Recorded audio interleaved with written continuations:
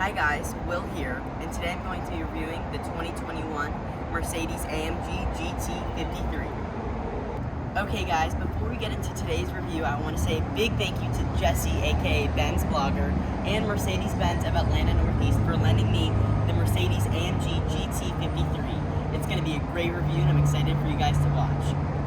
Okay guys, starting up with a little 360 walk around, you can see this really aggressive pinstripe grille. I love the design of it, and I like how it's kind of continued on throughout the bottom of the car. And down here we have active air venting, so the vents will open and close according to whatever they need. So if you want to be more eco-friendly, you can get some better miles per gallon, then those vents will close right up. Or if you need some more airflow, like when you're in your sportiest setting and the car needs to cool itself down, then those vents will open up. So it's always ready for whatever it needs. And here you have some vents. These are fake vents on the GT53. These are fully functional, but on the lower end ones, it's all fake, which is a little sad, but it's really not too bad because it's not super noticeable. And I love this headlight design. It even has a little carbon fiber accent trim around the main headlight beam, and that's super cool. It also says multi-beam LED in the actual headlight cluster, which is super fun. I also love the different bubbles on the roof. They look really aggressive and menacing, and it's super cool. These are probably one of my favorite wheels in the car industry. They just look so great, and I love the matte black trim and the way that they look. They're super thin, and the spokes are really nice looking. I think it's great. These brakes are gray painted. I would like if there was maybe a little bit of red or just a fun color, but these still look great, and they are painted brake calipers. They're not like regular steel, which looks cool. This I do not really like. In my opinion, I think it looks a little tacky because it's completely fake. It has no function at all, but I guess it does look pretty cool. Here we have the Turbo 4MATIC Plus badge. We'll get into that in a little bit. I do love all the black accenting. I love the black window surrounds, and I love the black mirror caps. They look super great. And the side profile of this car is just beautiful. I really think it looks so great. It's perfectly proportioned, and I love the rear end design. It looks fantastic. Looking towards the back of the car, you can see these beautiful exhaust pipes. They look great, and they sound really good too. You can even see the AMG lettering inside the actual tailpipe. And they are real exhaust, which is great, because you don't see that on a lot of cars nowadays. Here we have an active spoiler. It looks super cool, and actually I'll show you guys the operation.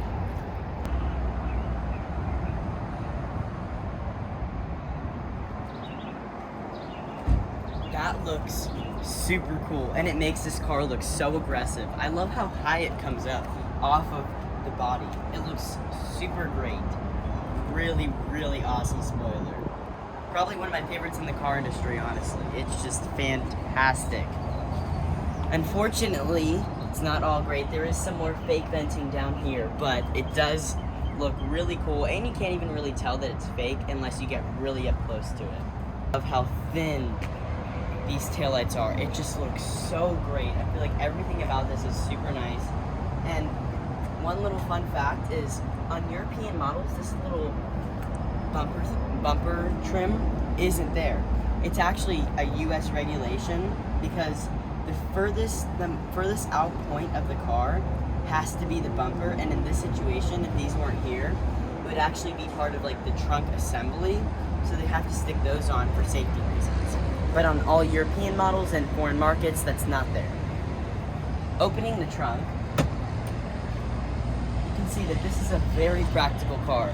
When you typically look at it, you think it's just going to be a normal sedan that has a rather small trunk space, but no, that's not true here. And there's a bunch of room in here. You can put really whatever you want. This is similar to a normal SUV size trunk.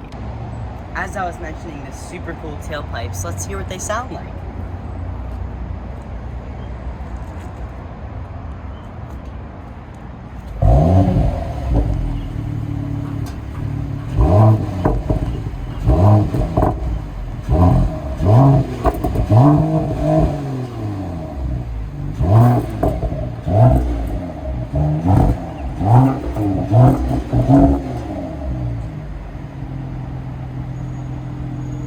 that sounds fantastic. And the idle is super cool too. Okay guys, stepping inside, you can see the really cool frameless windows. Just a general interior note, I love the interior design. I really like this wood trim. It's like a dark gray ash grain, and it looks really, really fantastic. And I love all this ambient lighting. The places where this ambient lighting is crazy. It is in the air vent, and whenever I change the temperature to a warmer fan speed, it turns red. But when I make it cooler, it turns blue. And it's a little bit harder to see in the daytime, but it looks insane at night. I do also love how it says AMG. If you're wondering why it's blue, it's because the temporary protector is still on it, but it says AMG on the seat, and that looks great. One thing that I also do want to talk about is the difference between Comfort and Sport Plus mode. So right now, I'm going to give you guys a startup of Comfort mode with no emotional startup. Incredibly quiet. But now, I'm going to put it in Sport Plus, and now let's try with the emotional startup. That is an insane difference, and it's really cool because you can adjust it to whatever you want it to be. If you want to be really quiet and low-key, just put it in comfort mode and then you're ready to go. But if you want to have a really loud performance car and be ready for anything, put it in Sport Plus, and then you've the perfect balance. It is really fantastic what this car can do. And if I'm already in one of my sportier modes, I can actually push in on this little dial, and then I'll go straight into individual mode, which is really cool because if you're in sport mode and you don't want to like scroll all the way over to individual, you can just push individual and then you have that there, which is super cool. I also do love this AMG driving unit on the left side. You can cycle between different functions of the car. So you can change your AMG dynamics. You can put that into Pro, Basic, and Advanced. You can also adjust your traction. I have it in sport handling mode now, but you can put it back into normal. You can change your comfort suspension modes, and you have your exhaust, which is super cool.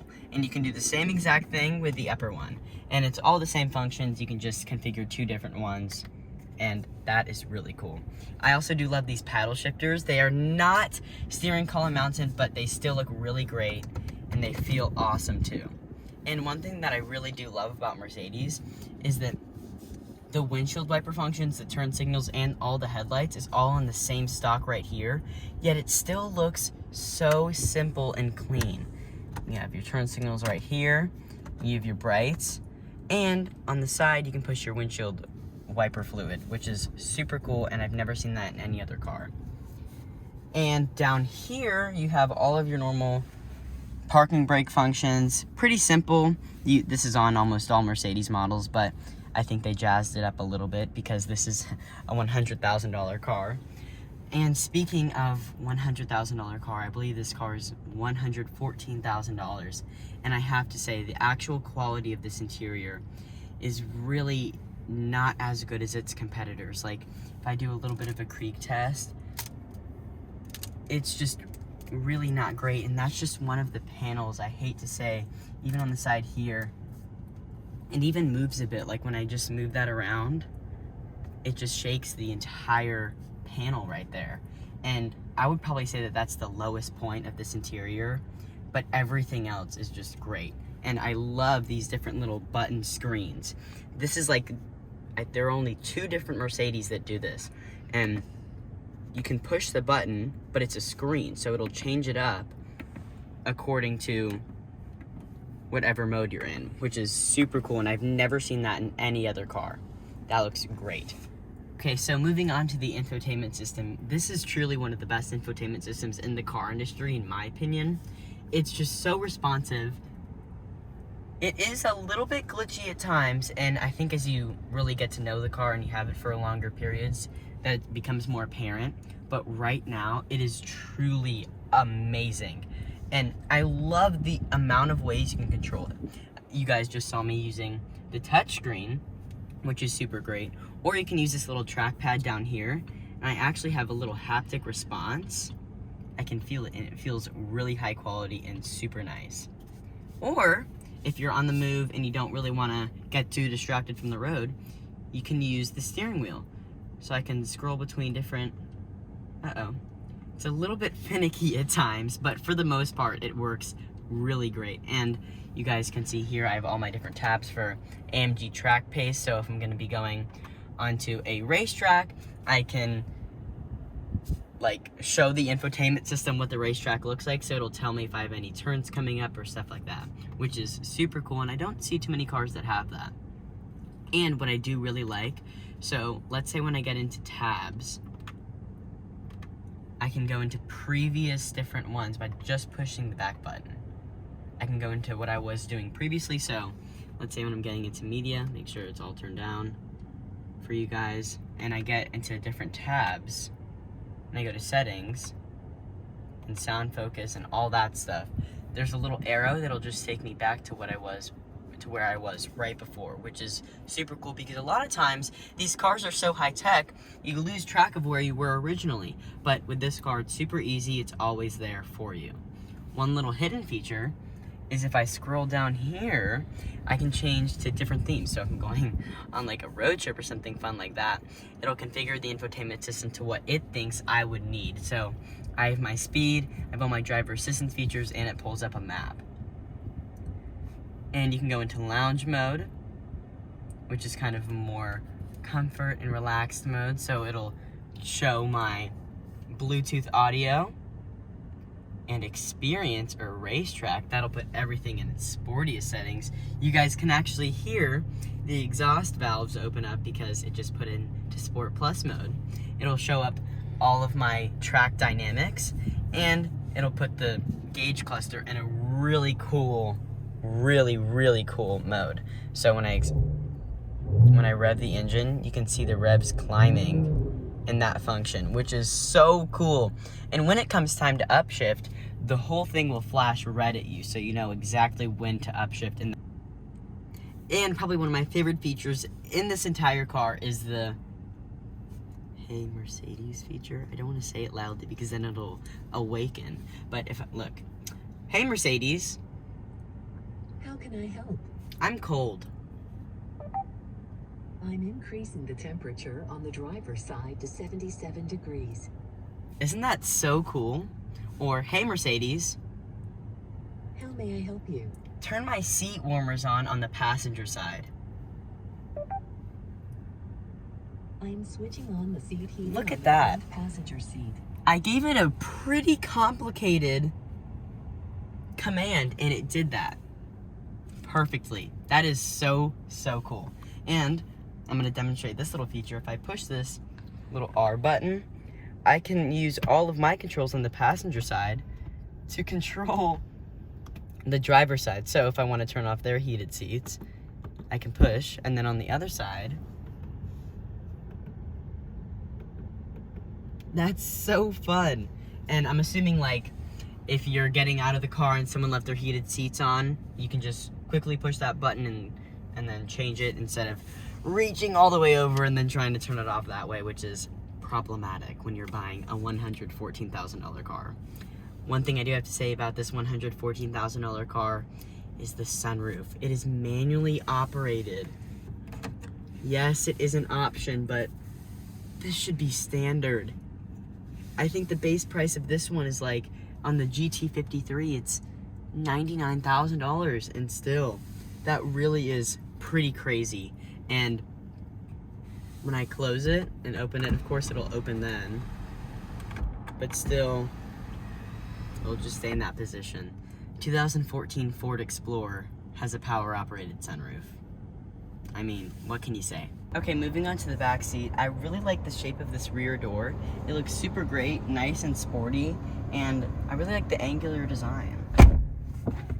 Now, actually, in the back seat, I really do like how comfortable these seats are. They're really well bolstered, and I really like the different materials. We have perforated leather, normal leather with great stitching, and we have some Alcantara. I also really do like the headrests. They feel great. They're nice and sporty, like everything in this back seat. I really do not like the quality back here, though. Mostly everything is great. Like, the seat backs are really nice and padded, but like down here, and this little slot for your ashtray and your outlets, it just really does not feel that great, honestly, and this does not really feel super high quality either. It's just a little bit cheap back here, but it's really not too bad. But yeah, overall, I really like the back seat of this car. Moving under the hood, we have a 429 horsepower, 3-liter inline 6-cylinder. And this is really the jack of all trades. You have good fuel economy over the V8 model, and it sounds great, and it's really quick too.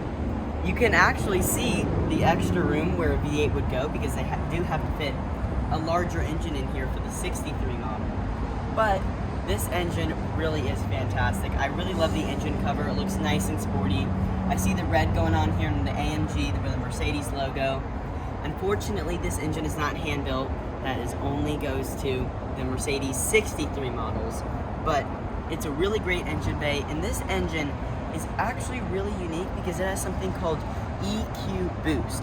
So basically what this is, it's a little electric motor that helps assist the gasoline engine. It can give it up to 89 horsepower in short bursts, and it really just assists the engine to make it a better experience. So with the start-stop function, it'll use some of its power then to make it a little bit more elegant whenever it turns back on, so it doesn't really jolt you too much. And I really do love that feature, and the attention to detail in the engine is just great. Okay guys, now let's talk about the driving impressions and my verdict of the car. Apologize, I might look a little bit swollen. It's because I just had wisdom teeth removal, but let's get into it. In terms of driving experience, the car handled truly amazingly. You guys won't be able to see this in the clips that are coming later in the video, but we were able to kind of do a few little circles around a roundabout that was completely empty, and it handled phenomenally. The G-forces were immense, and I really just felt so planted inside the car, and the steering looked, of course, I don't actually know, but the steering was really, really precise. And in terms of performance and acceleration, we weren't able to truly test all of what it could do because it was a brand new car, and all new cars have kind of a break-in period of how much you can kind of use them before they have a certain amount of miles. But for the little that we did, it felt pretty quick. Certainly not like mind-blowing, but then again, this is the 53 model. It isn't like the 63 or the 63S. Its main intent is kind of a good blend, and I think it did that phenomenally. But my overall verdict of the car is, I think it's great. It can be comfortable, it can be sporty, it handles really well, pretty good backseat room and trunk room, 4-wheel drive is super nice. The interior quality is a little bit lacking. There are a few parts of about the exterior that are not my favorite, but overall it looks really, really nice. And I think it's a great car. Really, it's truly fantastic. Mercedes did a great job. Not to exceed legal speed limits. There's no rules against acceleration. Wow. It is so quick. And smooth. Yeah. Great power delivery. Yeah, the torque is amazing. The transmission's phenomenal. When I get close to things. You can like play a little song. Yep, there's my lighting menu. So now if I just tap go, Oh wow. now I am following. I am not touching the pedals, but it can't see him right now around this corner, so I have to be in control. Okay. But now it can see Now I him. can see him. And it's keeping me this distance. I can adjust that distance. I can follow